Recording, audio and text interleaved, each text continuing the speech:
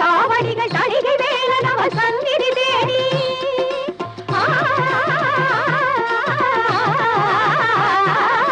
வரிசை வரிசை என அழகு காவடிகள் தணிகை வேலன் அவன் சந்நிதி தேடி வருகின்ற காட்சி பாருங்கள்.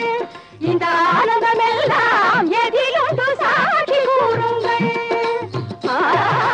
திருச்செந்தூரில் போர் புரிந்து சினமெல்லாம் தீர்த்த கந்தன் திருத்தணி கோயில் கொண்டாராம். அவன் பக்தர்கள் எல்லாம் காவடி தூக்கி வந்தாராம். அவன் பக்தர்கள் எல்லாம் காவடி தூக்கி வந்தாராம்.